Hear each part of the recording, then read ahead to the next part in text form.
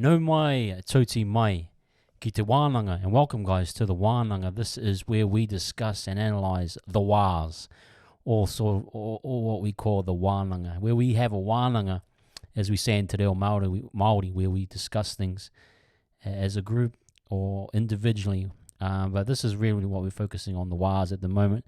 The New Zealand Warriors, for all those coming in from overseas. But this is pretty much a new series that I'm starting here on YouTube.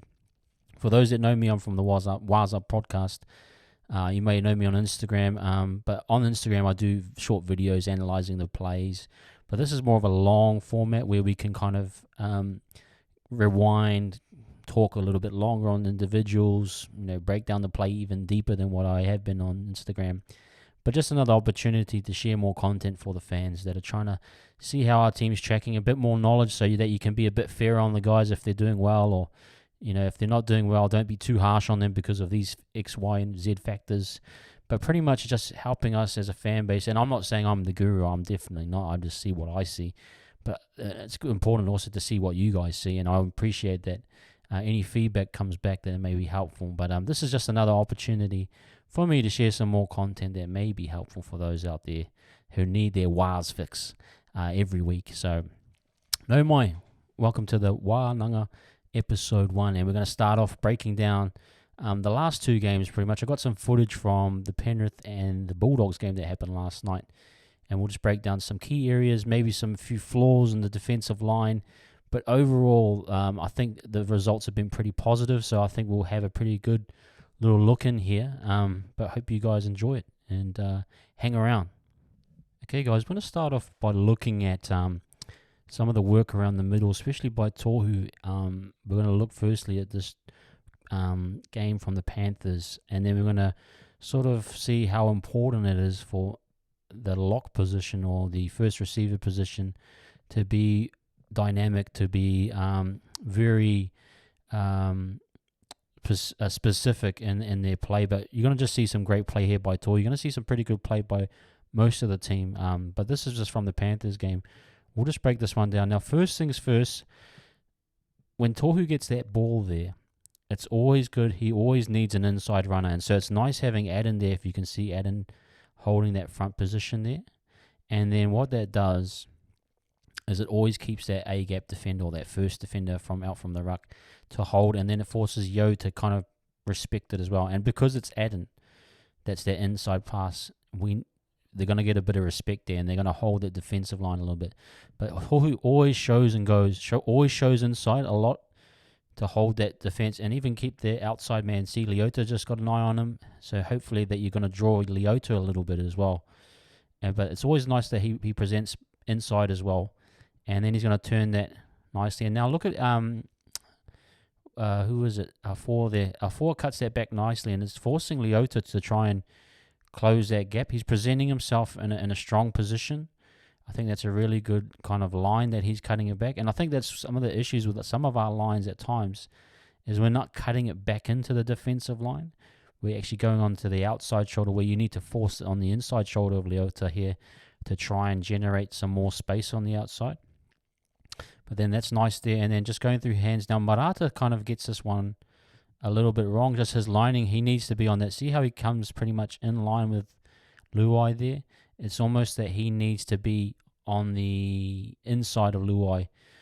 So if we had scored off this play, technically Luai would be, it would be a no try because he gets on the outside shoulder there. So that's kind of another issue there. But Luai, if you go back, Luai has always presented himself as he almost is always trying to cut off that angle to force traffic back inside.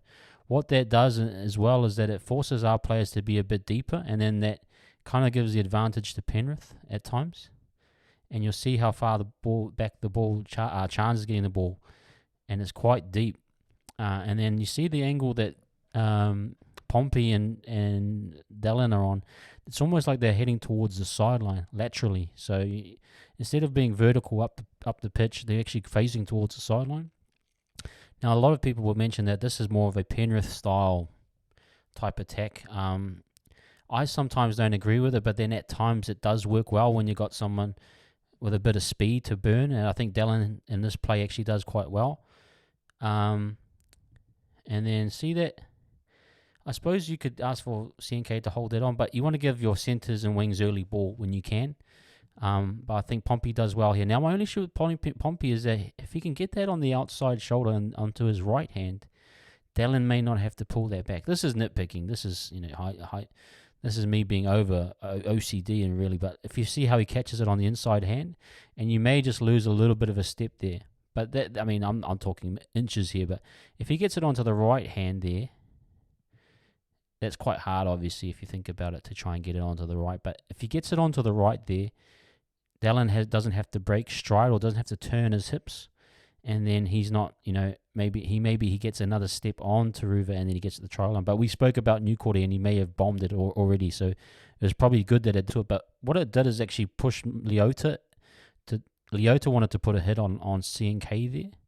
And you just sort of see the chain just start to, and then where Sean gets it, and Sean holds it really nicely. And then see on the outsides there, they got Liam Martin, and then they got the other guy there. And see that massive gap there? I think Adam sees that gap building, and he runs a perfect line. Sean holds it just nicely, and then see Adam just cutting that angle back a little. It's not a straight line. He's coming from the outside shoulder of that front edge back rower, and he's coming on the inside. That back rower isn't expecting it, I don't think. And his eyes are on Tohu there. And then he just doesn't realize that Adam's ready to go, and he attacks. So that was a really good line by Adam, and just a perfect ball by Tohu. That's flattened my eyes, and then just nice finish. But you see the threat of Tohu all the time. Tohu is always presenting himself. You saw it at the start of the play where he was, showing inside, and then playing out the back. And then you see him again where he's presenting himself, and just seeing. And that's what that is the skill set we've been missing the past few weeks. If you can think about the Roosters game, we were missing this. And then if you think about the when he went off against the Storm, the first half was a perfect half almost. And then you think about we missed some more of this creativity out from him in the second half of the Storm game. So it was great to see this back in the team, but there is some issues with it in terms of the amount of workload that he has to do, And we're going to look at another video right now of Dylan Walker and how having Dylan Walker come on can kind of take a bit of that pressure off Tohu as well to create all the time. So we'll look at that now. Okay, now this is the play from last night, the Bulldogs. And this is kind of when Dylan came on. He came on around, was it the 20-minute mark? So he's had about 4 or 5 minutes.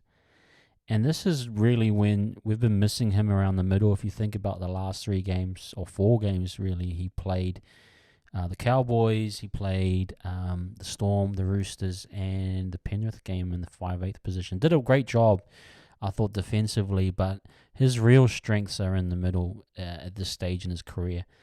And it's just great to see him kind of taking a bit of the weight off of a Tohu here. Now, Tohu's been in the creation mode in terms of what we talked about, the locking position.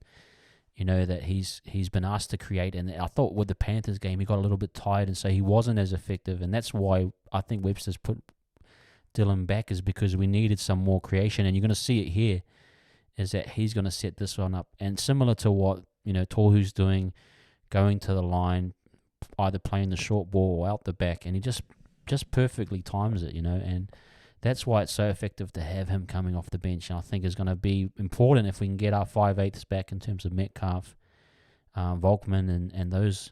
Having them healthy allows Walker to stay on that bench role. And just look at this here. Now you automatically see he's presenting himself as a threat.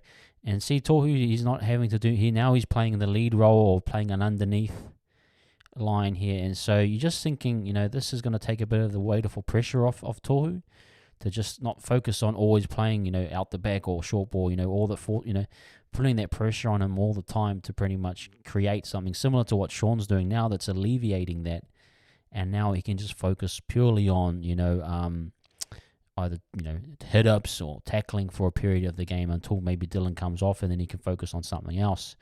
But, just presenting himself at the line here, and then just a beautifully held ball, and see the actual body position here that Dylan's presenting. It's it's hard to decide as in that position what to do if you're a defender, and you're going to think, oh, Sean's looming on the outside, I should hold on the outside, and then just plays that perfect, really soft hands there, and see that guy just gets caught out. And look at the gap there, it's massive, so that's really, if you don't have your defensive line in order, and when you can close these gaps up, number up properly, this is what happens. And when you have someone like Dylan Walker with a bit of class, Adden goes in again, and Adden, you got to acknowledge Adden, guys, that his running ability, his ability to hit these holes, there's no doubt why he's scoring all these tries, because we're punishing the middle parts of the field. If you're weak in the middle, Adden is always there to punish it. You saw that try against the Storm where a bit of footwork, he went on his own and did it. This time he's getting set up by, Tohu, and this time he's getting set up by Dylan. And this is what happens when defenses are getting so much action from the Warriors' attack. This is what this is the type of attack that we have, type of offense, where we're always presenting a lead runner and out the back to either Sean or whoever it may be. And sometimes you're going to fall for that out the back. And that's what happens here, is you get that lead runner and Adden, and just he's always powerful through the hips. You see how he just breaks tackles easily. He's a very hard guy to stop when he's getting a roll on. His power through his hips and legs is just so strong. But I just thought, going back there, looking at this is going to take a lot of weight off Tohu, and it just continues to add to our middle of the park attack. Always presenting a threat with our lead runners. And when you have decision makers like Dylan and Tohu, you're always going to be threatening. And just great that we have him back in the middle of the field. So just thought that was a good try and a good example that, we do have really good players, ball players, and it's really credit to Webster and his system. So I thought that was really cool. So we'll move on now to some other plays. I think we're going to go into SJ's stuff and look at some of his kicking, which I think has been amazing as well.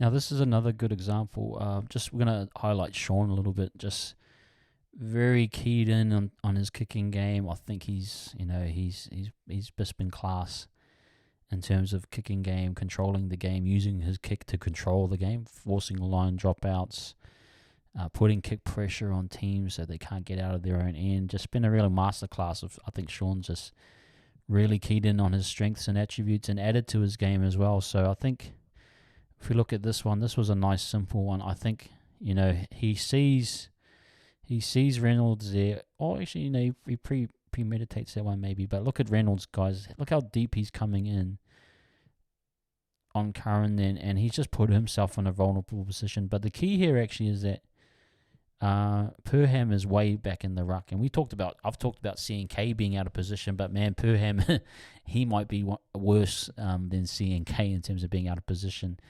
And this one is just a good line, good kick, and it's actually Curran just knowing what's on, being in sync with SJ, and just following through, But the doggies were just caught and trying to play the out the back, and that's where, teams can be vulnerable.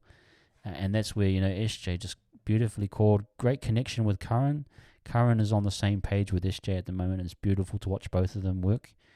And just nice finish, just simple stuff that if you see what you see, and you see no one's in the back, I think what actually Volkman and Pompey and that are doing, it actually forces Avarillo and Carrez to kind of come up. They're going to come up in the line because they can see that they're shaping up out the back there, and they think, oh, we can shut that down if we all go together, and then that opens up Curran. Curran's like the decoy almost in this play, if you look at it, and see how far shot up they are. And before they realise that it's game over, they've shot up so much to shut it down, Volkman and Pompey, and that Curran is the one that's clued in on that. It's going to be a kick. And look at the separation. No one's there. And then Perham, guys, he's just so far back. So just credit to SJ just calling it as he sees it. Knowing when to pull the trigger. That was knowing when to pull the trigger, and it was the right play at the right time. And I thought that was a beautiful one. We'll go on to another one right now as well. Okay, first things first, I actually want to acknowledge Pompey. This is the intercept from Pompey last night. I thought he's probably our best centre, and I know people have been critical of him at times. he's been the most consistent. He's been the most reliable in terms of fitness. We thought Williami was going to be that guy, but we're halfway through the season, and Pompey has been the foundation, should we say? Someone that's been there since the very start. He's kept himself healthy and fit. He's made key plays at certain times. Maybe sometimes he's had a few mental lapses. I think we can all be fair on that. But in a different way, he's got a mercurial element to him. Quite deceptive in terms of what he can do, and people can be lulled into thinking Pompey, can't do some of these things, and that he's a weakness, but at times he's a strength. And I got to give him credit here. Just picked this one out, and it needed to be done. I think we were under the pump a little bit, but I think what you're looking at here, just kind of eyes on the ball still, just keeping eyes. He's moved on to Averillo. He knows that he's kind of got that covered, and then Perham didn't need to force that, But Pompey's there, and look, Big Mitts picks it up. Similar to that Kossi one was it a couple of weeks ago against the Cowboys in round 3, popping it up. But this time, maintaining his position, he's almost towards the middle of the goalpost. I think this was the key to getting to this play, is getting further out or as close to the other sideline so that you can make this kick. And then you're looking at that last defender there, and number 19, see his back turned there? He's got to try and get across to Dallin. Dallin calls it. This was premeditated. This was a great play. Well designed. I thought this was really good. And then you're going to just see Sean and see number 19 there. He's like, oh, it's on. And look where Dallin is. Perfect. On, not offside. Perfect timing. And the key here actually is Dallin. This is professional right here. See how he comes from the outside in, and then he turns his shoulder knowing that guy's going to be there. This is a really professional play. Anyone else may have gone straight up and then got themselves caught in the air. This is how a professional does the job, and I think Dallin is a professional. At times he's had lapses, but he's starting to show that he has a very professional quality to him. Look how he turns his shoulder inside, and then he takes that. He allows himself to score the try by turning his back on number 19, and that's actually a really good move. And then a simple finish. If he catches that front on without turning, he's susceptible to not scoring the try, and it actually puts him in a vulnerable position to actually knock the ball on, if you think about it. But firstly, I think the key here was getting the ball wide, and SJ calling it for in that part of the field, getting as wide as possible, and then just Dallin's hugging that touchline, getting as much space as right. And the kick, guys, the kick was perfect. Sean gets the perfect weight and height on it. Look at that. And then Dallin, gets his feet together like a basketball guy about to go for a dunk, and then just turns that shoulder. Look at that. Just turns his body there. That's pro. In my eyes, that's professional wing play. This is something we may need to do a little bit more of. Cross-field bombs for Dallin. Not in that situation, but on a fifth tackle. Why can't we put in something similar for him if there's a targeted weakness? Maybe, I thought even against Taruva last week, where Taruva is quite a short guy, we could have done a bit more of that type of a bomb, a cross-field kind of bomb. But look at professional by Dallin. I thought that was really good. But it's just crediting again back to Sean and his ability to be a professional, like he's a professional footballer. His kicking game is on point. That right there is a great example of just pinpoint kicking. And we needed that one. We needed to kind of create separation as much as we could.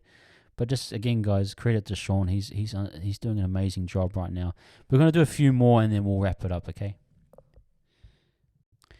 Now, this is the play from the Penrith game, and this is probably an example of maybe Sean premeditating a little bit a kick. And even last night against the Bulldogs, he tried to do the same play to Dallin, but the winger was onto it. But this is kind of sometimes where I've talked about it, that there's a bit too much weight on Sean, and it was actually nice seeing Volkman last night take a bit of the pressure off him. Not completely, but enough to where Sean maybe doesn't have to do some of these plays. But this was a good one actually in terms of a line break. I think we get a good look here with now Egan, guys. Our guys are getting really good lines in terms of their timing of their run to go with the hooker. Now, sometimes we are passing dead set forward passes, and I feel guilty about that, but we've been dudded by the referees a little bit. But sometimes our guys are overrunning, and you see Lusick last night against the Bulldogs, he was forcing the pass and even passing forward at times. But majority of the time, our guys are running onto the ball perfectly. Perfectly. And this is a good example of just timing a run in terms of getting in line, using the advantage line as effective as possible. And then this is just Egan working his magic, working Luai, getting him, see Luai just taking that step inside and then just holding him there. Now, I think he might have got called that he needed to clear, he wasn't square. But then the actual difference there is actually, we'll go back on that one actually, is getting Curran to just sort of change his angle. Look at Curran's footwork there. And see how he just turns inside there? See that little turn there? You'll just see his foot. Let's go back and look at his footwork right there. He's running straight there, and then he just turns his hips a little bit there, and he's going to cut that back in behind Luai. And then he changes a momentum going into that way. And see that just little bit of angle there, and then just scrape away. Look, just good speed by Curran as well. Now, this is where I'm talking, is where we're missing a Metcalf or even Tamaiti or something. Just our support play in general this year has been pretty poor. I got to admit. I don't know if that's due to fatigue or just guys not really, I think our back five are doing well, but they're just carrying out of our end. But there's no one actually sniping in and around the ruck to support some of our guys. So you probably actually want to have a Tamaiti on the end of that. Some people were saying that Curran needed to hold that. I think that was probably the best he could have done. I think Cleary called him off to say, he called off Dylan, just go right now, go when he needed to. And then that pass. But yeah, maybe if you get an extra step out of him, you can get something. And then Turuva's got good speed. But man, you really wish that there was a Tamaiti on the end of that. Someone with a bit more speed. But man, that one was like kind of a one that we really needed, And then, this one here, Sean premeditates. Sean sees it, and it's the right call. But the kick was actually wrong here. But I think it was due to Luai. Now look at Luai kind of cuts the angle off there. It's hard to see, but Sean probably wanted to kind of get this on the ground. But it was like a chip punt. It came off the foot wrong. See how it pops up? See, and then it bounces right there. That's just unfortunate. And Sean is already putting his hands up like, nah, that wasn't it. And if he gets that kick on the ground, I think, we probably score there. But it was kind of premeditated. I think Luai and that knew what was happening. They were trying their best to shut that down. And maybe we could have gone open side at that time. But he kind of drops it on the foot and then it pops up. See how he just kicks it a little bit and then it pops up. But Dallin wasn't ready for it. Dallin wasn't going to make that because Dallin was coming from a standing start. But it's just talking pretty much, I thought that it was an example of where Sean's doing too much. But we just saw last night with Volkman stepping in a bit and helping him out a bit. So that's hopefully where we can get maybe a Metcalf. I've just seen some highlights of Metcalf, guys. This is Saturday. Man, he looks good. He looks good. I hope he can stay healthy. I think he'll be the perfect foil for SJ, but you're just thinking, man, Sean's doing so much and just take a little bit of weight off him. Volkman did take a little bit of weight off him, took probably about 4 or 5 fifth tackle kicks off of him, which I think's enough.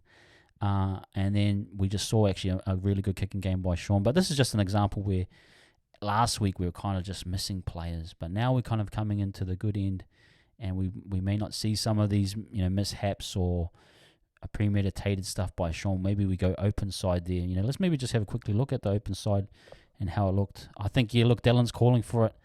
If he gets that ball, look at the majority of the Panthers players are in and around the ruck there. It probably needed to go open side to Chance right there. Sean probably overcalled that one, but there was just too much weight on it right there. If that rolls 2 times and pops up, but I think Luai actually cut that angle off, so I think that was a bit tough. But anyway, just a few thoughts about Sean, but he's doing amazing anyway, guys. Okay, guys, that was the first episode of The Wahnanga.